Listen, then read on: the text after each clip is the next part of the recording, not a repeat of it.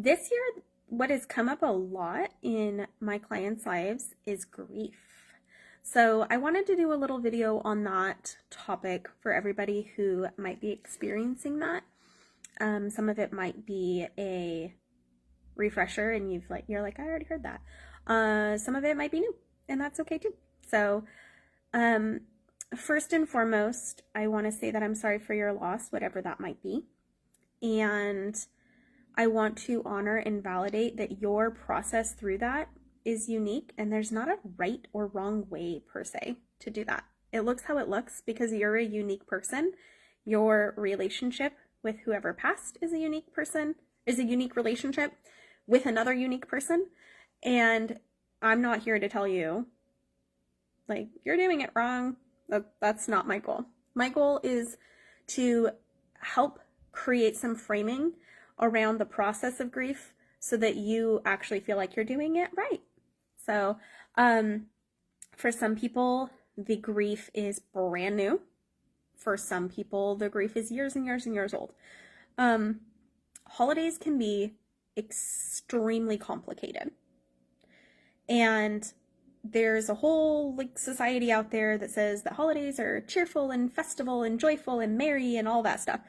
And for some of us, that could be true, and there's also sadness and anger and hurt and resentment and other things.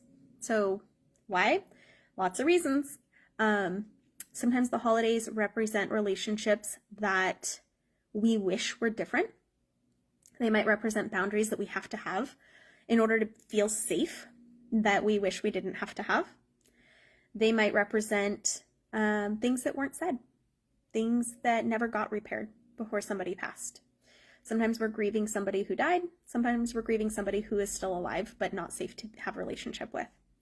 And all of that grief is valid and tends to be enhanced during the holiday season. So you want to make sure that you are taking care of you. You are honoring your process through all of the complicated feelings. You want to remember that you can hold two things as true at the same time. Yes, my parents loved me. No, they did not meet all of my needs. Or they did not love me in a way that I needed to be loved. Or maybe for you, you hold that most parents love their kids. My parents were sadistic. I've had that client, and I understand that the platitudes that we often hear around parents and parenting can feel very invalidating to that person that's like, no, actually, my parents were clinically unwell. And while that might be the exception, that doesn't make it less valid for that person's experience. It might be that your parents were lovely and wonderful and actually did meet all of those needs, and you can't live up to the hype. I've had that a couple times for my clients, where their guilt is not that they're repeating old cycles, it's that they're making their own dang new cycles. What is this? Often, it's neurodiversity. It's not feeling safe accepting that your needs are different than your mom's were. Sure, your mom could do all of the things. She had the executive function to go to all the events and make all the cookies and sign up for all the PTA, PTO, PT, whatever things. And she also did all the decorating and all the festive things and had the train going and everything. And you're going, I lost my crap over one Christmas event. Why can't I live up to her? You're different people with different needs. Your kids don't need you to be your mom. They need you to be your best you. So if that means doing less, do less. Pick that one thing that you actually feel joy doing and soak up that connection with your kids. If that means wearing earplugs to every single event, do that. Loop and flare audio are both really, really helpful.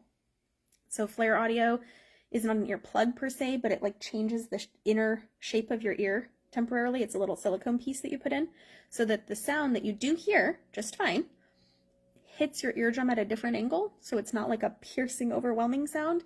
It's more of a soothing sound. If you're going to a concert and you've got auditory sensory issues, please wear something to protect yourself. Okay? Doesn't make you a bad parent that you can't listen to at the same volume or the same frequency as in how often your children's fun thing as much as some other parent. You're not required to be some other parent. You're required to be you.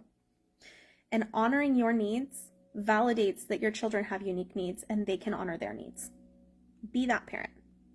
Don't try to live up to some perfect ideal. Those don't actually exist. So I've had that a couple times too. But for a lot of us, for the majority of us, we are trying to do better than our parents did. And our parents loved us and they didn't know how to meet all of our needs. And that was because their needs were not all met. So they didn't even necessarily know that some of those needs existed. And that is a grief in and of itself. And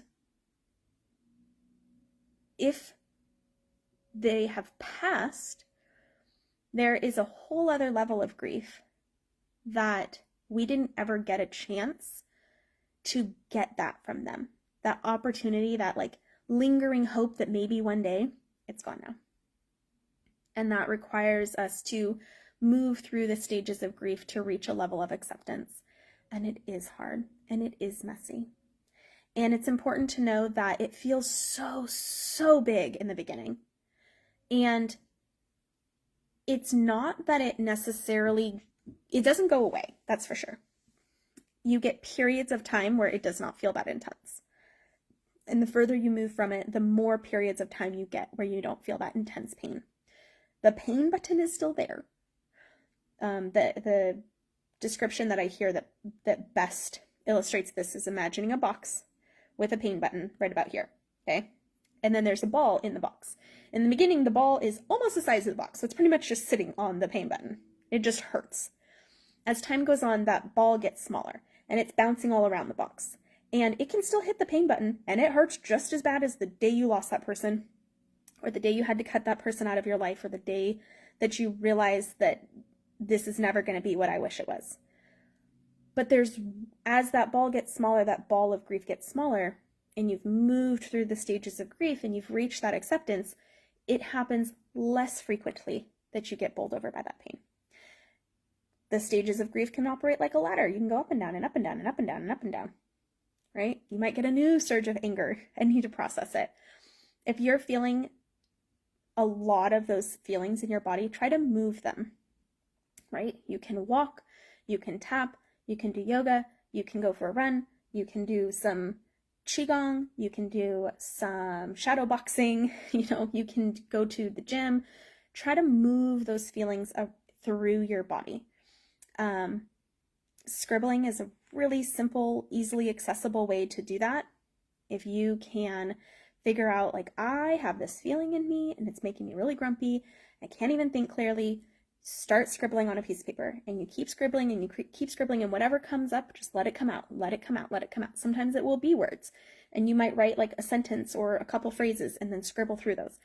Get it out of your system. Keep going, page after page after page, until you start to feel like, okay, feel that release. You might be more verbal processing, where you write a letter and burn it. That's totally fair. You can write to somebody who has passed, who has died. You can write to them and you can flip it over and have them write back to you. It's weird, but it kind of works. It's very interesting. The things that come up that you're like, am I just making that up? Like, let yourself make it up then. You're unconscious. When you write, you activate 10,000 more neurons than when you're just thinking. So you are able to tap into parts of your brain that you can't consciously reach. Let it come out. Let it come out, whatever needs to be said. And see what comes up for you. Be open to the opportunity, open to the experience. Maybe it's a very, very straightforward grief. I'm just sad. That was my person, and I miss them. Do things that honor them. Feel their presence in the activities that you did together. Look at pictures. Let yourself cry. Allow your body and your experience now to honor the beauty of the impact they had on your life. You're allowed to feel all of the things. You can be mad that they were taken from you so soon. You can be sad that they don't get to see this thing that's happening right now this year. You can be grateful that you had the time that you had with them. One is not better than the other. Sometimes we are afraid of feeling deep, big, heavy, hard feelings. And so we're like, well, just find gratitude. Gratitude's great. I love gratitude. One of the steps in my book. But it's not the only feeling that we're supposed to feel. We feel all of them. That's part of being human. And the complexity of all of those feelings, that feeling soup, it just represents the complexity of being human, of human relationships. It's not simple and straightforward with anyone. Nobody's relationship with any other person is 100% good all of the time. If it is, you haven't been in a relationship long enough. Like, there's going to be complexity to that.